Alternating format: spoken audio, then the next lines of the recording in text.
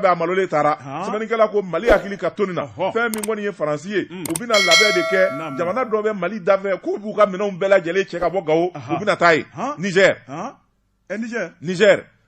u ka teliya sɛbɛnnikɛla ko Niger taali bɛ ka labɛn sabula Florence Parly yɛrɛ a ye wuli ka jɔ kɛ arabadow ka taa Niger u ka base min bɛ ka taa yen lajɛ sɛbɛnnikɛla ko fɛn min ye faransi ye minanbaden minnu n'u y'a donni ka n'an ka jamana kɔnɔ sanda kɛlɛ ma kɛ faransi fɛ jamana juguw ma fa terrorisiw minɛn sanna ka d'olu ma olu ka jamana buruja anw ka armée janfara mugujugu bi don ɲɛ armée cɛw bi 50 100 100 fɛn min kɔni ye faransi ye a bɛɛ lajɛlen ye faransi den ye anw ka jamana a kɛlɛdaga a bɛɛ lajɛlen kɛlen bɛ kaburubilen ye ala ni faransi ka janfa n'u ka danna juguya sɛbɛnnikɛla ko Asimi Koyita ko ça suffit dɔ kɛra maliden ti sa bilen ŋanaŋana na Mali sɔrasikɛ ti to bilen ŋanaŋana la o tuma fɛn min ye Mali ka wuli ka jɔ n'a ka cɛsiri o bi kɛ o tuma fɛn min ye faransi ye u ka base min bɛ Gawo base in wulitɔ don Gawo yɛrɛ ni Niger man jan o an bi sira d'u ma u ka t'u ka base sigi Niger sabula u ko fɛn min ye Saheli jamanaw ye terrorisme kɛlɛ u t'o dabila Saheli jamanaw kan nka fɛn min kɔni ye Mali ye u bɛna Mali ye k'o to ye o jugu bolo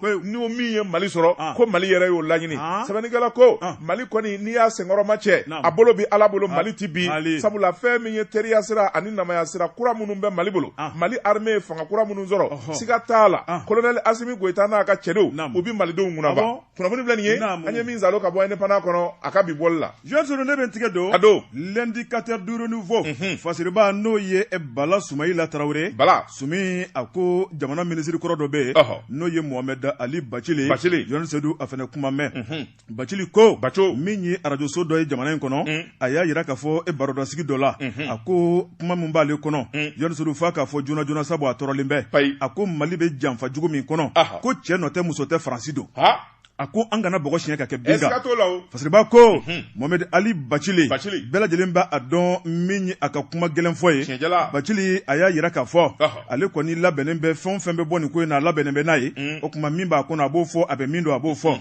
fasiriba ko a ko n'i ye jateminɛ kɛ maa dɔw ye sɛgɛsɛgɛli boloda janvier kalo tile 14 ka taa bila tile 16 min ye san 2022 in kɔnɔ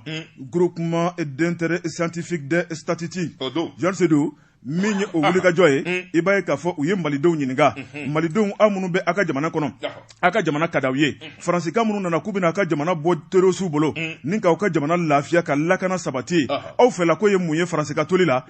ko maa 100 o 100 maa 4 de ko k'olu bɛ faransiko la maa 96 o ye faransidenw ye ko faransika taa fasiriba ko min ye Mohamed Ali Bacili ye a ko nin ma bali ale la ale sigilen bɛ ne nin ye Yohane Seydou k'a da kan min ye faransi bɛ na don in kama min ye bamanciya wale n'o ye terrorisme o tun waralen bɛ an ka jamana in kɔnɔ faransi bɛ na don min na François Hollande ale tile la min ye faransi u nana an dɛmɛ a ko ma dogo maa la k'o kɛra nka min ye faransi ye ka sira da Mali kɛlɛkɛcɛw ɲɛ k'u tɛ don Kidali ko kabini o don ko Mali janfara fasiriba ko min ye faransi ye a nakun ye min ye o ma ɲɛnabɔ faransi nakun ye min ye ka jadisiw kɛlɛ o ma ɲɛnabɔ Yohane Seydou o kuma k'u ka baara ma ɲa n'i dun welela baara min kama n'o ma ɲa mun tora bilen i ka segin kɔ fasiriba ko Mohamed Ali Bacili min ye sɔrɔsi maa 5000 barika ni kɛlɛkɛcɛw an ka jamana in kɔnɔ n'i ye terrorisiw lajɛ faransi yɛrɛ de y'a bɔ a da kɔnɔ min ye terrorisiw k'u tɛ tɛmɛ maa 300 maa 500 kan ko kɛlɛkɛcɛ 5000 bɛ se ka dɛsɛ o la cogo di ni janfa tɛ yen fasiriba ko min ye Mohamed Ali Bacili a ko faransi n'a kun sago ye terrorisiw ka ban an ka jamana in kɔnɔ ɲankuma sɔrɔ an bɛ sira wɛrɛ kan nka ko faransi fɛla ko t'o ye dɛ min ye faransi ye Yohane Seydou fasiriba n'o ye Bala Soumaïla Traoré a ko maa min ye terrorisme don Mali kɔnɔ k'o bɛ fɛ abada terrorisme ka ban de sabu min ye Mali kɔrɔnfɛbolo ye Yohane Seydou pétrole minnu bɛ yen dugujukɔrɔ nafolo minnu bɛ yen faransi sigilen bɛ k'a bolomada k'a jigi da o kan ni jamana in sumana o tuma min ye malidenw an hakilina wɛrɛ ta an yɛrɛ ye o tuma faransi k'an ka jamana ɲaami k'an ka jamana buruja o tuma an k'an wasa sɛmɛ olu la fasiriba ko min ye Mohamed Ali Bacili a ka kumakan na a y'a yira k'a fɔ siga kɔni tɛ min na min ye malidenw kun ye 3 millions waati min na faransi dɔngɔ n'a sɔngɔ bɛɛ lajɛlen tun bɛ an na Modibo Keyita ale tile la nka bi colonel Asimi Koyita tile la Mali population ye 20 ye o kunu hakili ani bi hakili ko kelenw tɛ o kunu kalankɛbaw ni bi kalankɛbaw kelenw tɛ o kunu Mali ani bi Mali ko kelenw tɛ o tuma ko bi Mali k'an ye hakilina kura sɔrɔ Bacili ko min ye faransi ye Mali bɛ se ka disi da la ni ka sebaya sɔrɔ sabu min ye k'an kɛ namugulasogo ye o tuma k'o banna min ye Mali ɲɛmaa minnu bɛ yen u bɛ ka hakilina minnu ta ka faransi sɛgɛrɛ o tuma k'a b'a la bi f'a kan kunnafoni filɛ nin ye an ye min bɔ indicateur de renouveau kɔnɔ a ka bi bɔli don. Bɔ Jabate ni sɛbɛ y'i ka foroko ye ni yiriw m'a dɔn wa b'a dɔn Jibi. Cɛ ka pub k'a ka feerefɛnw lakodɔn. Nɛgɛ kanɲɛ 12 sera Bamako. K'a fɔ jiginɛw ka bonyamasegi bɛ aw ye.